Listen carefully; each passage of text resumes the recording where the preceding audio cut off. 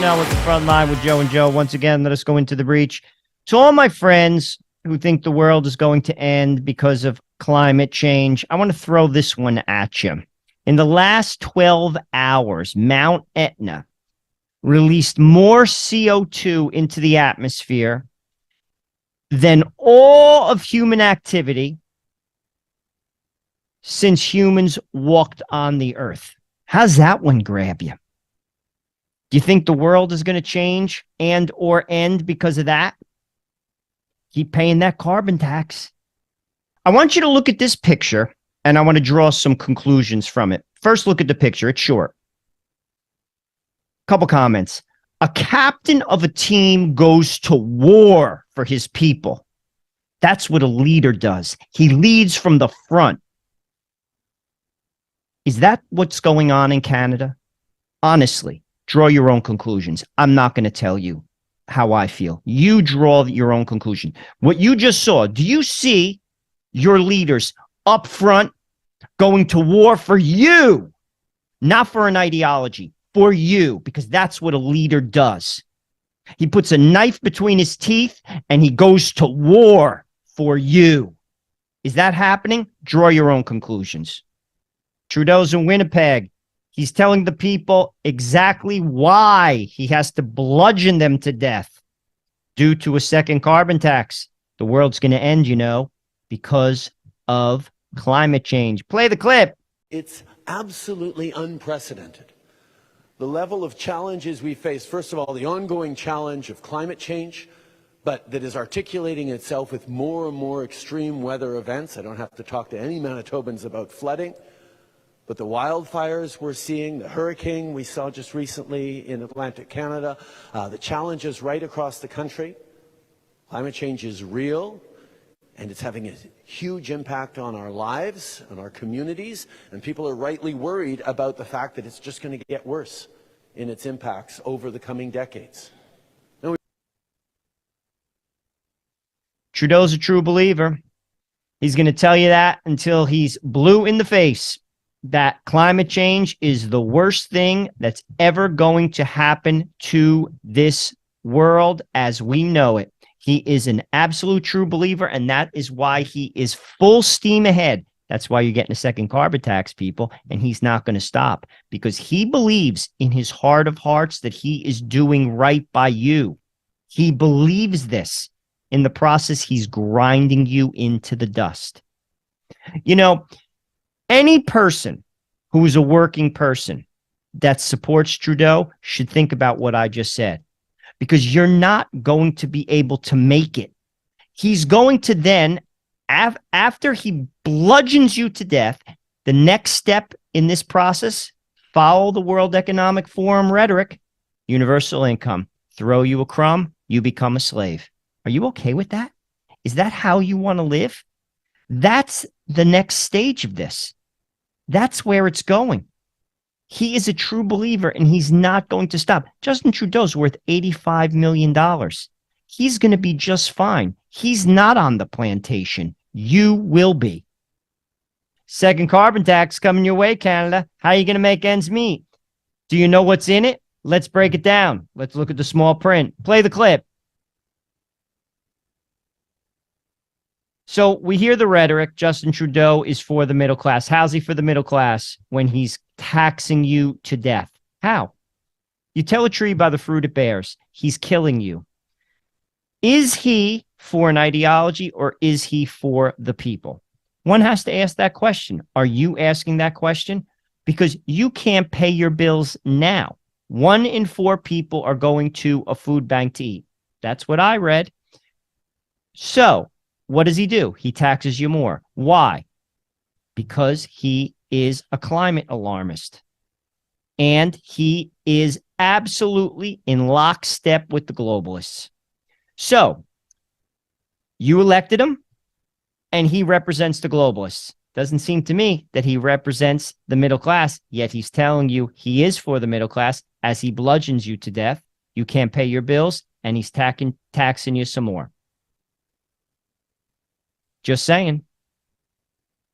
Coming soon in Canada, the Liberals are going to create woke museums. Public funds will support a tailored political cause rather than an education. Couple comments. Can't change history, guys. I know you're trying, but you can't. Sadly, the woke leftists, and that's just what they are, sadly, do not value the country that they come from. They want to change reality. They should be patriotic. Canada is a great country. They should be proud of it. You can't rewrite something that has taken place. You simply can't. You could paper over it. You can try, but ultimately, the truth is the truth. The fingerprints are the fingerprints, and you're not going to be able to wipe them away. But they're going to try. In the process, they are going to malform a generation. In the process, you are going to deform the education system. And in the process, you are not doing your own country justice. You should be appalled by this, frankly, because it's the next generation that is going to have to build upon this one. And frankly, we're not preparing them to do it. We're simply not. We're handicapping them. This is ridiculous. It's happened in the US. It's happening in Canada. It's all part of the woke agenda. Woke has to go. Woke has to go. It's a distorted view of reality, and you can't change reality. It is what it is. Justin Trudeau accuses Pierre Poilievre of choosing to sit behind a veil of ignorance. Play the clip. Poilievre is choosing to sit behind a veil of ignorance instead.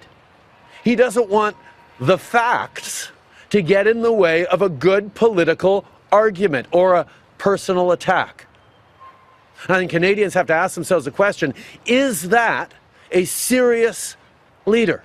Is that a serious way to handle something as important as foreign countries trying to mess with our democracy, with our businesses, with our diaspora communities?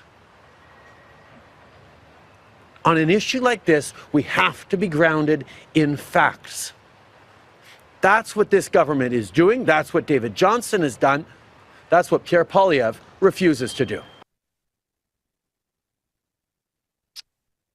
Couple comments. Can you say gaslighting, Batman? Justin Trudeau was born on third base, and he thinks he hit a triple. I like that one. What do you think? It's pretty witty. Canadian cop who gave $50 to the Freedom Convoy is ordered to work 80 unpaid hours as punishment. Constable Michael Briscoe will be forced to serve the extra hours on rest days and vacation. Couple comments. Cuckoo! That's the first comment. Second comment, are you serious? $50 to the Freedom Convoy, guys who are fighting for human rights, working men, i.e. fighting for human rights, and you punish them like that? I'll be honest with you. You're harsher with this guy than you are with common criminals that basically are coming in and out of your criminal justice system and terrorizing your own citizens. Canada, you can't be okay with this. Clearly, your government is, but they are cuckoo as well. Time to take a step back and think about this. Irregardless of your political position, think about the people who are getting arrested. Think about the people who are not only getting arrested, the crimes they are committing, focus on that, and then let right out onto the streets and terrorizing you. And you guys punish a man to the degree that you're punishing him for making a $50 donation to patriots. Patriots, I'll say it again. They fought for human rights. And he gets nailed to the wall. A very famous man once said, if they persecute me, they will persecute you. That man was Jesus Christ. You know what else he said? He said, rejoice and be glad, for yours is the kingdom of heaven. I want to break down a tweet I recently just read. It says this: Pierre Poilievre is a traitor to Canada, and he's a threat to democracy in Canada. Pierre Poilievre is a fascist. Let's break this down, because this is the leftist thinking. Anytime someone challenges leftist ideas, globalist ideas, you're a threat to democracy. What does that mean? Replace democracy with you're a threat to me. You see, they substitute words.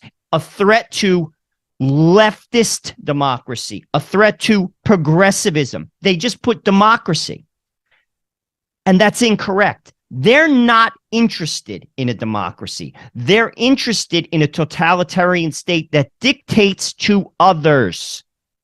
That's what they're interested in.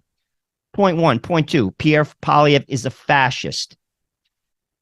Actually, they're the fascists, and it's pure projection. Why do I say that? Because they're not tolerant of your ideas, and they absolutely demand tolerance of theirs, and they force them down your throat. I'm a Catholic. I believe that a parent has rights over their children when it comes to, say, gender identity. They say no. Why? Why can't you just be tolerant of my belief system? No. They're the fascist. That's it. And I want to make another point with that term. Pierre Poilievre is a fascist. Anytime someone puts any type of boundaries, rules, or says there is authority, you're a fascist. Let me just explain something to you. Society without boundaries, without rules, is chaos. No matter where you live. You have to have laws. You have to have rules. You have to have boundaries. Leftists cannot grasp and or won't grasp that idea. They believe they could do anything they want, anytime they want. And in doing so, they destroy the fabric of society. They simply do. And the proof is in the pudding. Don't just listen to my rhetoric. Look at what's going on right outside your door in cities like Vancouver, Toronto, Montreal. Tell me that their ideas are working. Tell me I'm wrong. And if you're going to tell me you're wrong, show me examples. I'm pointing to the examples whereby these type of statements are nothing but ridiculous. He's a threat to democracy. Wrong. He's a threat to you. Let's be clear, because you are not interested in democracy, and you're the fascist. Hey Canada, show the country that you stand for freedom with one of these hats from our store. Your purchase supports this channel. Check out the link in the description and order yours now.